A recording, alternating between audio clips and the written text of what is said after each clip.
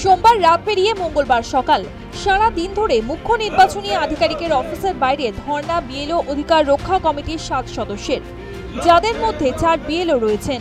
BLO অধিকার রক্ষা কমিটির আন্দোলনকারীরা মঙ্গলবার সকালে স্পষ্ট জানিয়ে দেন, যতক্ষণ না পর্যন্ত রাজ্যের মুখ্য নির্বাচনী আধিকারিক মনোজ কুমার আগরওয়াল তাদের সঙ্গে দেখা করবেন, তারা এই ধর্ণা চালিয়ে যাবেন। যদিও মঙ্গলবার সিও দফতরে ছিলেন মনোজ। যতক্ষণ না আমরা আমাদের যে দাবিগুলো নিয়ে আমরা এসেছি, যে সেগুলো যতক্ষণ না আমরা ওনার কাছে পেশ করতে পারছি, উনি যতক্ষণ না আমাদের সাথে কথা বলছেন, ততক্ষণ পর্যন্ত আমরা আমাদের এই অবস্থানে আমরা থাকবো। এবং সেটা যতদিনই হোক না কেন, যদি আজকে উনি না আসেন তাহলে আজকেও থাকবো, কালকেও পরশু, যতদিন উনি না আসবে ততদিন পর্যন্ত আমরা এই অবস্থান চালিয়ে যাব।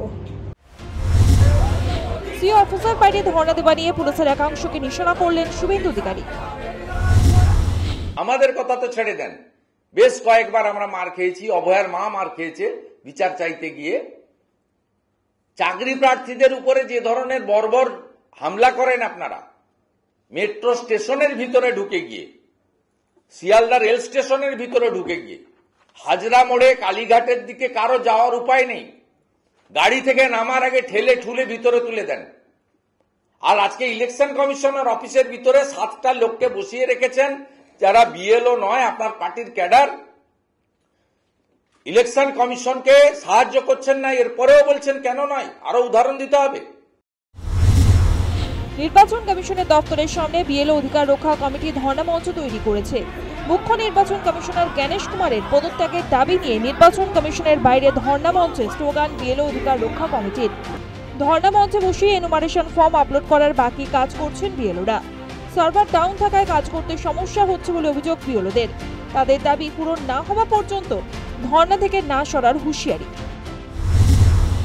আমাদেরকে রোজ টার্গেট বেঁধে দেওয়া হয়েছে যে আজকে 80টা 100টা কিংবা 150টা ফর্ম আপলোডিং করতেই হবে। আমি আপলোডিং করতে যাচ্ছি, অ্যাপ কাজ করছে না। সুপারভাইজারকে মেসেজ করা হচ্ছে, সুপারভাইজার বলছে হ্যাঁ সার্ভার ডাউন আছে, অ্যাপ কাজ করছে না।